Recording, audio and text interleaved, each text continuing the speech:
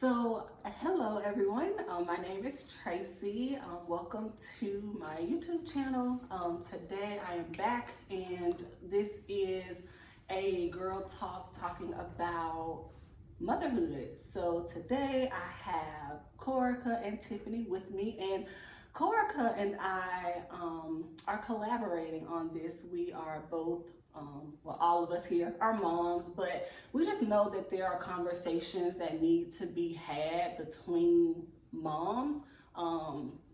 Motherhood is beautiful, it's challenging, it's rewarding, and so we just want to have really good conversations with other moms to learn about their own journey and experiences in motherhood. So that's what we are going to do today. So Corica, you want to add anything to that intro?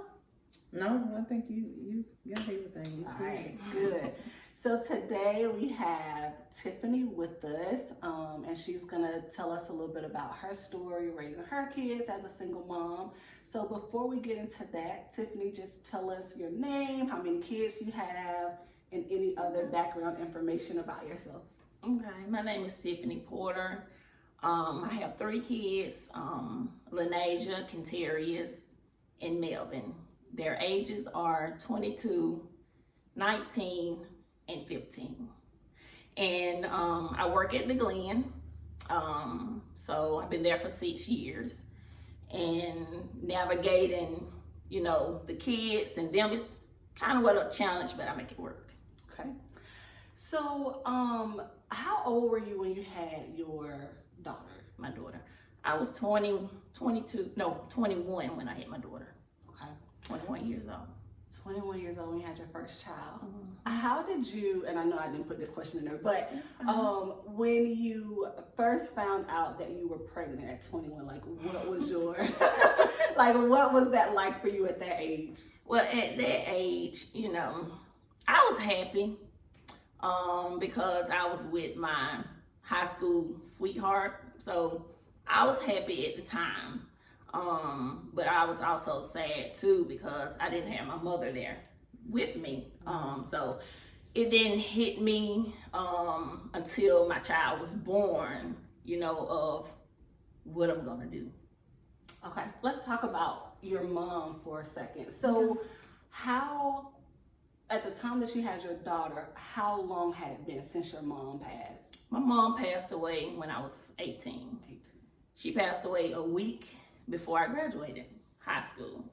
So that was a big challenge. Like, I thought I was gonna lose it, but my child was a blessing. She kept me level. She kept me going because I fell into a depression mode to where I didn't think I was gonna come out of it. But when I had my daughter, that's when everything else was like on the back burner of me I hadn't accepted that she had passed away. It took me years to accept that she had passed away, but with my daughter, she made it easier for me. So yeah. So I'm 36 and I still need my mom, a lot. I'm gonna call my mom every day. Yes. I just, Mom, what about this? What do you think about this? Right. So when you were 21 having your first child, how did you navigate that season without your mom, and who were some people that you leaned on to kind of help you navigate being a new mom? Well, when I had Lenasia, my mom, growing up, she basically instilled in not just me, but my sister and my brothers, that she would always say, you better watch me. I'm not gonna always be here. She would always say, read your Bible, or you going to church. She always wanted us to have that connection with God. If she didn't do anything else, that she was gonna show us the right way of handling things. She showed us that put God first in your life. She showed us that, how to cook or whatever. So when I had Lenasia, I just basically just thought about all the things she used to do or say to us, or watching her take care of my nieces. And I just had to put all of that in play. I really didn't have no one to go to like right then, because my sister, she was in the military. You know, my brothers, they had their own life, and it was just me and my dad. And you know, with fathers, they, you know, they'll tell you things, but they are not going to be hands-on, Right. you know, like your mother may do. So basically, I kind of had to figure it out, and just going back to what she instilled in me, just because I was like her shadow. So I seen everything. I seen, you know, helping her cook and being there in church and whatever. And all I knew was just to pray. Just pray and seek God. Yeah. So that's what got me to, you know, trying to figure it. It was hard though. I mean, it sounded like, oh, I had it together, but no, it was hard because I was still missing that love. I was still missing, it was a void that I was trying to fill, you know, with different people in relationships. And like I said, I had not accepted it. I had not. So raising Lanasia, it was hard. She seen everything. She seen everything. So yeah, I just pretty much went back to how my mom treated me and my sisters and my nieces, you know, raising us. Yeah. I think it's really interesting when you talk about Lanasia and like how she's seen everything, because with my oldest, I feel like he's seen me at like at like some of my worst, but also I feel like because I'm in a different place now, he gets to see that side of me too. And so he's, both of my children are special to me. Like there's no like favoritism or anything like that. Right. But with Jordan, Yeah. he was a motivator for me, Yeah. right? And so Right. because he was a motivator for me, like he pushed me to keep going when I didn't want to go. Right. And so my love for him is special in that way, that I was very broken. And he's seen me in that broken state and bad Exactly. relationships, but now he gets to see a different version of his Like mother. that So flower that, blossom. Yeah. and so that makes me really, really happy. So that's what I was thinking about when you were saying about how your oldest has really kind of seen everything. And I think it's beautiful that she's been able to see you kind of persevere through some of those hard things, because it's going to make her be a great woman and a great mother to her children when she has them. Right. And that's just how she is now. It sticks with me all the time. When one day I was doing something, and she just came up to me and she was like, she gave me some money. I'm like, Major, you don't have to. She said, you took care of me, now it's time for me to take care of you. And I knew then, like, I did something good. I'm on the right track with her. And like you said, piggyback on what you were saying, like, she was there for everything. So that's why I be so cautious of what I do around not just her, but my boys too, because she's the only daughter that I have. And with girls, they looking at their mother, and they, you know, whatever your mother do, you feel like that's what you're supposed to do. So I'm very cautious of what I do around Lanasia, even being younger to now. Yeah, that's good. To go back to your mom for a second, what, like, how do you talk about your mom to your children? What are the things that you always say, like, this is what my mom told me, and that you try to instill in them that you learned from your mom? One thing, well, a lot of things that my mom told me that I tell my kids to this day. Like, the main thing she used to say is, be grateful for what you have now. Be grateful for the small, so when God bless you with bigger, you'll know how to handle it. So to this day, I tell them that. She'll tell us, like, always pray. She would tell us pray, and I tell my kids to this day, because I'm not overprotective of my kids, but my kids are not like out there. And I be so, my boys have been bullied. And, you know, it took everything in me to not just break, because I want to be there for it. I want to be so protective over them. But I just thank God that they're not these disobedient kids. I'm very blessed of how my kids are and how they turning out. But I mean, I have to show up. My mom always showed up. My mom and dad always showed up for us. They was always, so that's what I try to do for my kids. Show up, let them know that I'm there for them. And that's what my mom did. She introduced us to the Bible, who God is. And that's, like I said, I didn't have it where to, my mom gonna tell me how to treat my kids, how to do this for my kids. So like I said, I go back to how she treated us, what she did for us, and I try to do that with my kids, and it's working. Oh, that's good. And it's working. That's real good. What does motherhood look for you in its current day? Like, how would you describe motherhood for you? Motherhood is good. It's good. It's fun.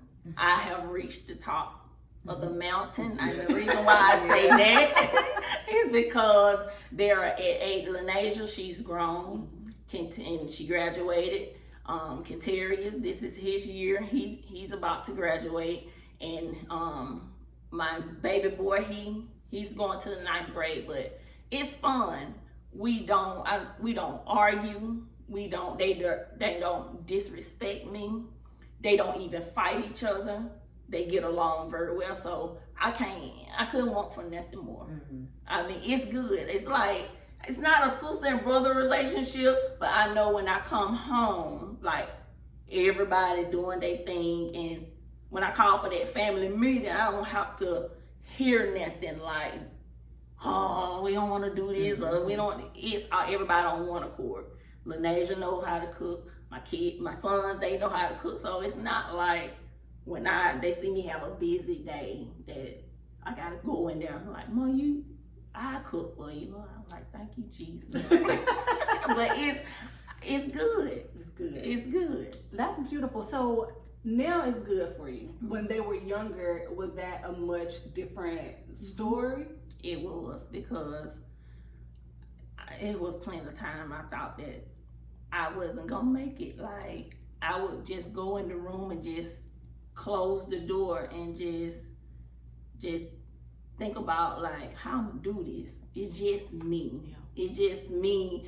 When I with Lanasia, and I was making $8.50, and I was making ends meet with just that, and it was hard. Like, without a mother, you know, when I break down, I didn't have anyone to, cry to. I had my dad, but it's nothing like your mother. But it wasn't easy at all. Like, you couldn't make no one be there. It doesn't, being a mother doesn't come with a manual. No. You have to figure it out. And like I say, it wasn't easy at all. I had to figure it out for my 3, and that's all they had was me. So how has it been raising your daughter versus your boys? Because I just got boys. Me too. And so I just want to hear you talk a little bit about how you have approached raising your daughter to be a good woman, but also as a single mom, having to raise boys to men. Raising Lanasia wasn't hard at all. Lanasia, she always wanted to stay up under me. I knew she was watching me.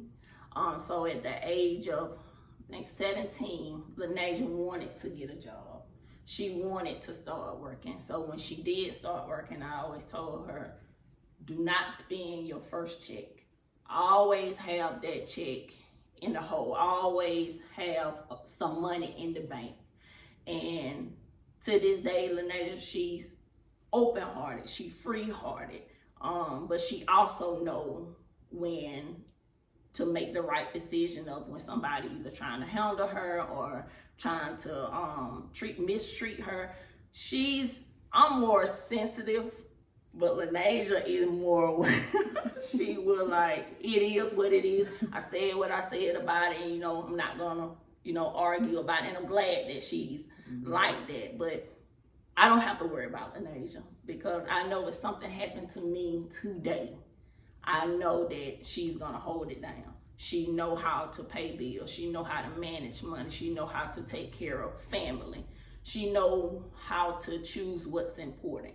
So with Lenasia versus raising boys, it's kind of, it's kind of hard with raising boys because boys do need that man in their life, a father figure in their life. But Lenasia, I don't have to worry about her.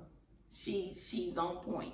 I'm not bragging about my child to the point where she's better than anybody else, but I know if something happened to me, she gonna take care of. She's gonna be all right. Right, she's gonna be all right. She's gonna make sure her brothers are taken care of and they on the right track. They go to her and say what they need or ask for her opinion on certain things before they come to me. Then she'll come to me and be like, Mom, we call her Nook Nook, see? So Nasia is gonna be all right. She's a young lady and I can ask for anything more. That's good. What have you just found to be like one of the challenges as a single mom for you? The challenge, I guess, when I couldn't figure it out, like, because I don't like asking no one for anything, even though my family, we are so close, and I have a strong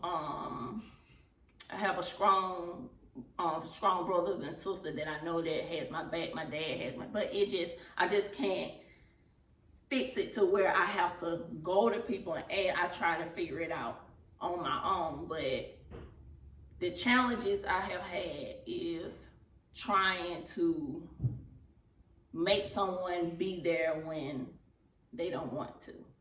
That's the biggest challenge. Like when I had to figure it out on my own, or when I felt like I had to do it on my own, I felt like it was so unfair that I was doing this by myself. But when I got to the point of when I got closer to God and found my peace in accepting that my mom had passed away, that's when I was like, you know what, Tip, you cannot make a person be present. You do what you gotta do. Your kids are watching you. And you don't have, your kids may not say it, but they really appreciate you more when they see you. My kid plays sports. When they see me up in the stand, when my son throw his thumb up like that, I know he was looking for me. Yeah. And I was there. So the biggest challenge is you cannot, for me, I couldn't make no one be present in their life. I still had to do what I had to do. Man, that's so tough because I've had to work 2 jobs like so many times when it was me and Jordan. And I used to, and I know I like I'm fully over because I still sometimes like have my moment, like I'm just keep it real. Like sometimes like I do. It's a Yeah, lot. it is. And I It feel is. like it's so difficult because the child is here. Mm-hmm. They didn't ask for it. And so now I'm having to navigate Yeah. not just being there physically, but also like the emotional, like just having to do it all. And sometimes like when I look at Jordan even now, I done spoiled the boy. Like the boy got it bad. Like, Yeah. like that's why I'm so glad that like now I'm married because like my daddy was always still, but he was a granddaddy, right? Like he didn't make Jordan like cut no grass. Like he just didn't let him do that stuff. And so now that I'm married, I'm so thankful because I used to spend so much time trying to overcompensate, trying to make up, just giving him literally everything that he wanted so that he would know, like, I got you, I'm here for you. But like, it's so hard when the other parent is like, I know they got it, right? So like, I know at the end of the day, whether I do or I don't, that they gonna be okay. Right. Or they just make up, Yeah. I'm not gonna be, Yeah. I'm not gonna be there. And so it's really, really difficult, I think, as moms for us to watch and see that because it upsets us. But we also know, even if our children don't tell us, that impacts them. Yes, It does. It really does because it been plenty of time when my kids wanted and I knew that I couldn't, you know, get it for them. And I'm saying they could have easily probably went to their father or whatever, but it's the point of them coming to me and asking me, and I couldn't get it, but I did, and I still do to this day. I tell them, if I can't get it for you through the year, I'm gonna make sure you get what you want for Christmas. I make it up for Christmas because I know I'm not able to, you know, to get the latest shoes or to buy whatever you want right then. Me, they probably can go to their dad and do it, but when my kids come to me, I'll try my best. If I can't get what they want, I'm gonna make sure I get them something, you know, to let them know, like, I got you, Right. I got you. What I want you to go back to how you overcame the challenge, because I think a lot of single moms are facing that same challenge, trying to overcome, like, why is it that this person won't do this? You know, I didn't have this child by myself. I'm tired of trying to make them do something. I don't want to have to make them do something. And me too, like, I have to go through the same thing. Like, and I don't know, I guess it's kind of, I'm not going to say it's different, but I try to look at, like, different perspectives when it comes to, like, all situations. And I try not to focus so much on the negative. Right. You know, I just feel like if I focus on what I'm supposed to do, you know, then that's where all my time and attention, you know, it'll come to that, instead of me, you know, trying to bash somebody or, you know, make somebody feel bad. Because people always say, like, the child will know in the end. Like, you don't have to say anything. You just do what you're supposed to do. But I feel like a lot of single women are like just tired of that, tired of, you know, trying to figure it out by themselves. So what is it that you would tell, like, a single mom like me? Because I'm trying to get to where you done, you done came through it. I'm trying to get through it myself. Well, it's not easy, and like I said, I have 3 kids that I had to go through the same thing of. It took where my kids were, you know, waiting or being lied to, or I got tired of that, and I kept finding myself in a position where I was feeding the energy of arguing and going back and forth or whatever, to the point where once you find your peace, once you find your happiness. And happiness has a lot to do with it, because if you're not happy, and we may not want to admit it, I know this is me. I wasn't happy at the time because I was still dealing with the fact of losing my mom and being a single mother. When I found my happiness and when I found my peace, when they didn't show up, trust me, I had words. Trust me, I let them know. But at the end of the day, when I seen my kids gravitating more to me and not, you know, that way, and I never bashed they may have heard me fussing, but to them, you know, I never said, you know, your dad, this, that, or whatever. I never, because, you know, like I said, they will always see. But what took for me is to accept the fact that my mom had passed away and get my happiness and get my peace. And once I seen that God was working on my behalf, I mean, that's when, you know, I started, like, everything start falling in place, or even showing up for my kids. I mean, working and then going to football practice, then middle school practice, and having to be at 2 places at different times trying to support the kids or whatever. My main focus was my kids. I didn't have time to worry about, you know, the life that they was living in. At times I felt like, how could you? Yes. It was always the how could you do this? And you got a child here, but at the same time, my kids, they know where their health come from besides God, you know. So that what really got me through once I found my peace, because I would actually turn into a whole different person arguing and fussing, and it was somebody that it took too much energy.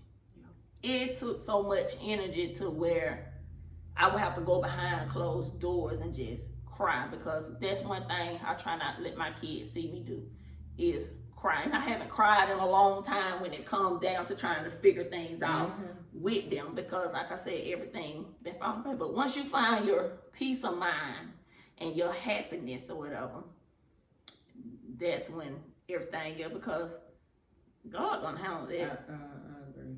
God gonna handle that. I totally agree with you on. And I think that we tend to hold on to things because it's personal too. Oh yeah.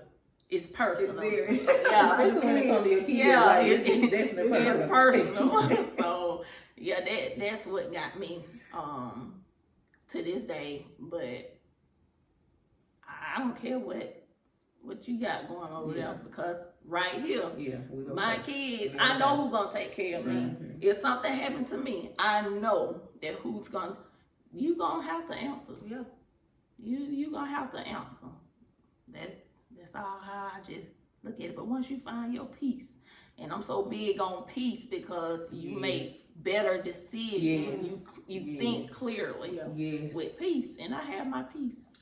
Yes, ain't nothing like it. There is absolutely nothing like it. Yeah, I love to hear that, because I think that getting to that place, like, it's a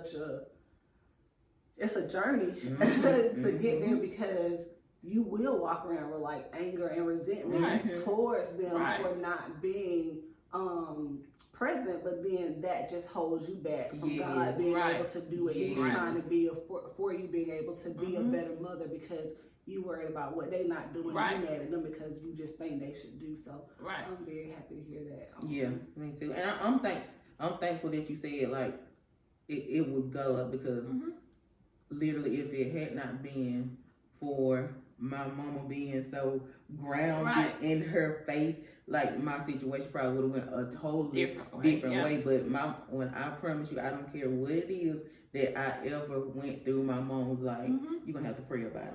Like, to this day, I be like, Mama, I know what you said. God said I gotta love them. He ain't say I gotta like them. I ain't gotta speak to them. She's like, Porter, do God really like that? Like, I'm like, I ain't gotta speak to them people. Yes, you do. Yes, you do. Like, if it hadn't been for her, like, for real, and you talk about your mom, just imagine you not having your mom, and then you going through that. And it could be times where, my mom, she stay on my mind, but, I could be doing so good. And then when something happens, not only is it the situation that I'm going through, but it'll be her coming, I'm thinking of her. I lost my mother and how it happened. And it's just funny because it comes to me so clear, like, my mom did what she had to do, with us. She molded us. She got us to the place that we needed to be, for as knowing what to do as an adult,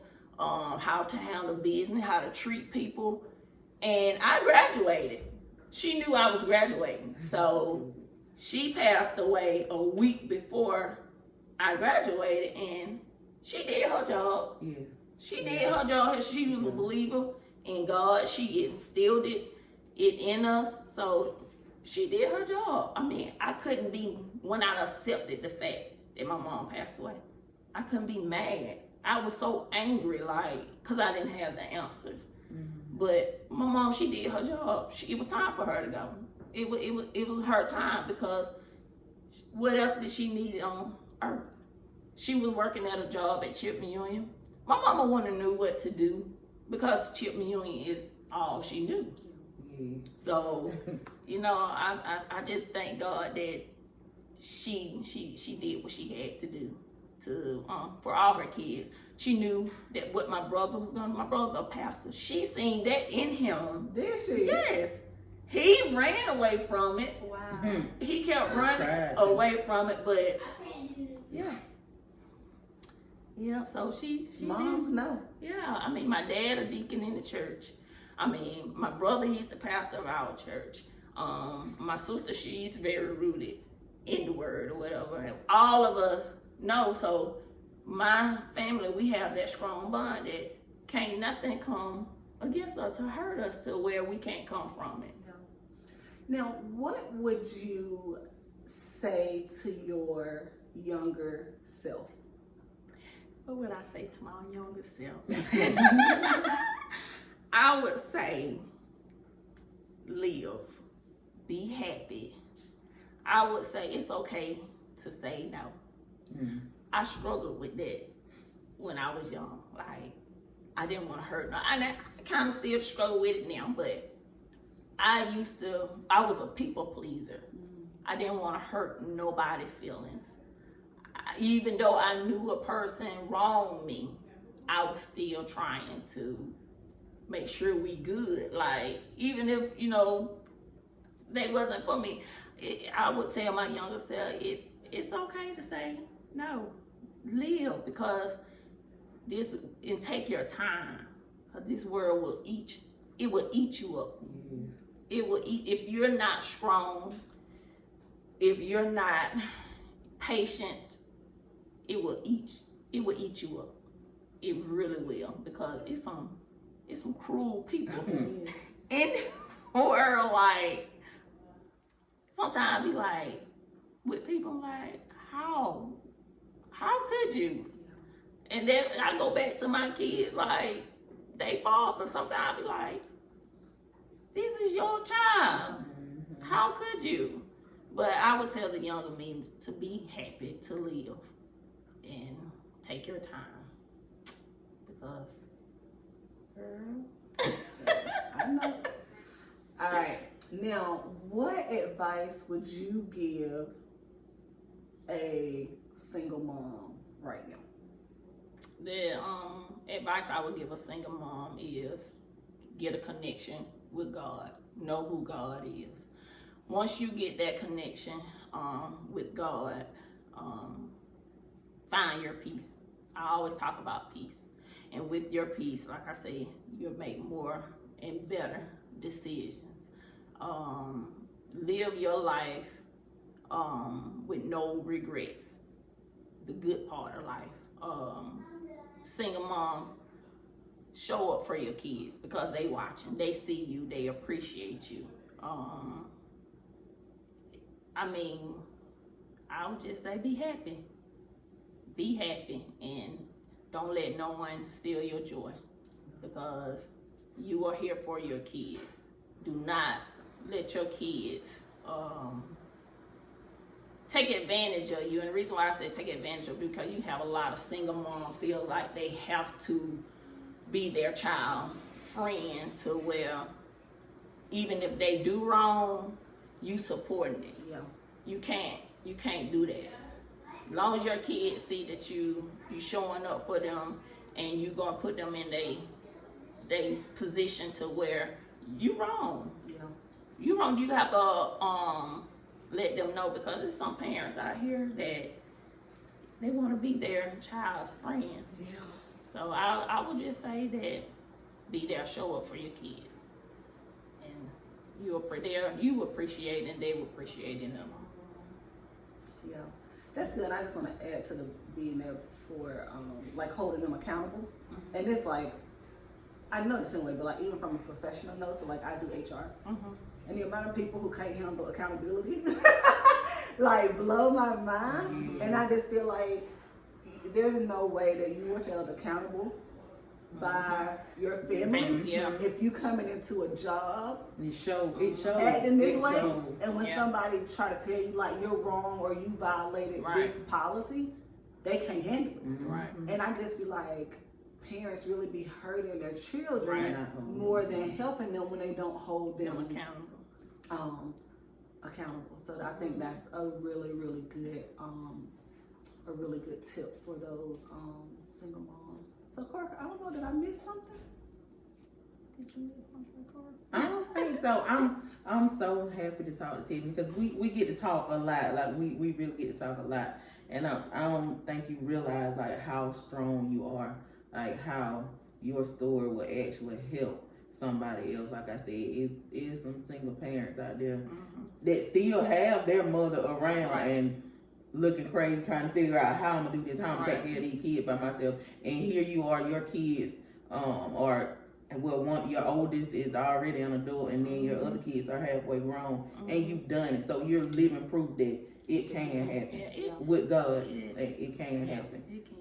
Yeah, I think that's a good point. And like even me, like we've never like talked like that before, but like even being your friend on social media, like I felt that you had a story that people needed to hear, because again, like I remember your mom passing away. Like I remember that. And just thinking about you navigating 3 children, well, you know, like without the support of your mom. So I think it's a beautiful story, and I hope that your children know how blessed they are to be able to call you mom. Yes. It's funny because I was talking to my brother when you had called me. Well, when we was talking, and I called him Buddy. I said, Buddy, it's funny because he preached a sermon that he was telling me about.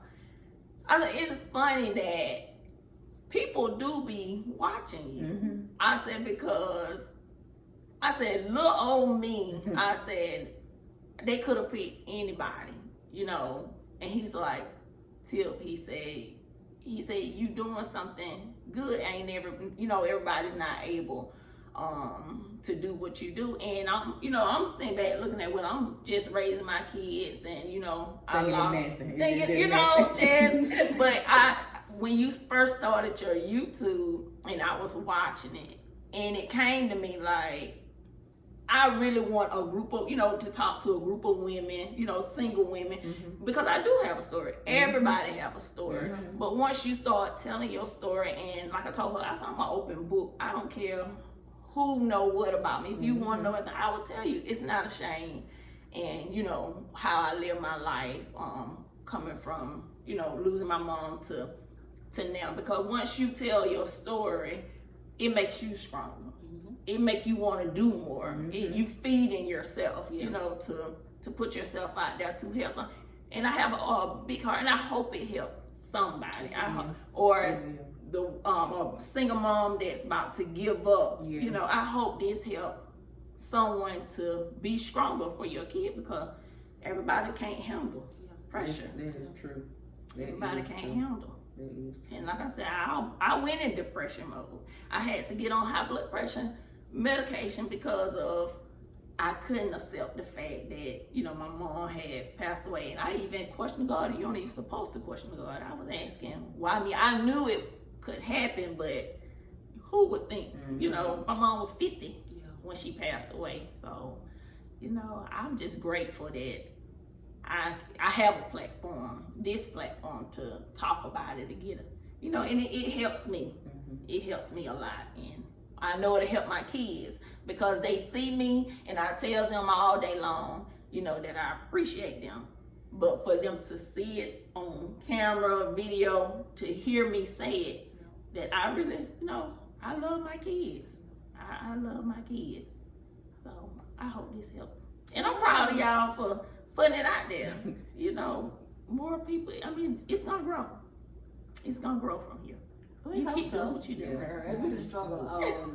I think like I love doing this, and I do feel, and I don't normally say this out loud, so this makes me a little uncomfortable. Like I do feel called to do it, but it's very uncomfortable, while at the same time I find a lot of joy in it, right? Because even though like my situation, not y'all's situation, vice versa, like I'm taking from what you're saying, right, to help me grow. I know Corey got stuff, so I know without a shadow of a doubt that people are going to see this, and they're going to be able to take from it and be able to apply it, and hopefully they're going to be inspired, you know, to keep going. Oh, I have another question. I know we're wrapping things up, but I want to ask you something. Do you think that you being honest with your kids when they were younger and telling them, you know, I ain't got it right now, I can't do this right now, but I'm doing it later, do you think that helped them to respect you like even more, to appreciate you even more? Yes, because I didn't lie to them. I did not lie to them or make them feel like, you know, I'm gonna get this for you, you know, and then when they expect it, I don't have it. Because that, it happens enough with them, you know, with going through with the father or whatever, without not showing up. Sometimes it killed me to watch my kids. This happened twice with my kids, to sit on the porch and wait for their father to show up because they supposed to be came and got. I mean, wait till from the sun, like 5 o'clock, to the sun going down. That right there killed me. Like, so I knew, like, you have to be careful and mindful of what you tell a child, because it sticks with them. It really sticks with them. So by me being honest with them, I think that's the best thing that I have done with them, because I don't sugarcoat nothing with them. If I don't have it, I don't have it. And that's what my mom used to say all the time. She'll tell the bill collector, if I ain't got it, they ain't got it. So, you know? So that's how I have to be honest with my kids to where I say, I don't have it right now, but we gonna get it. Yeah, so I'm just grateful That's that. good. I think a lot of parents are like scared to say that. I don't know if they're scared because they're scared of how the kids are gonna react, or you know what I'm saying. I don't know what the reason is. And every child don't take it well. I ain't gonna say that my kid, when I tell them that, I ain't gonna say that they took it well. Like toward the beginning when I was trying to, you know, tell them and instill that in them to, you know, wait, it's coming. You gonna get it or whatever. They pouted and they're younger, you know, growing up, but now my kids they really don't even ask for nothing. If Nasia, she'll just stuff be coming in the mail. It just stuff be coming in the mail and just surprising. And that's why I know, like, with her, she got a free, she just so free hearted, and sometimes being free hearted is not a good thing too, because people take advantage of you. People will take advantage of you. But like I said, with her, she stand her ground. So, but yeah, as long as you being honest with, especially at an early age with kids, you being honest and upfront or whatever, they gonna remember that well. Or sometimes they not even ask. They may want, but probably won't even ask. So, yeah. Good. Well, thank you so much. You're welcome. For coming Thank you. on. We really appreciate it. We really appreciate it. Cause you know, like if you want to say no, you can say no. Or if you think about it. So I was so happy that you were just so willing, like you didn't have to think about it. So I'm really happy, and I can't wait for people to see it and to be blessed by it. So that's all for this one. So guys, thank you so much for watching. Please subscribe, and that's it.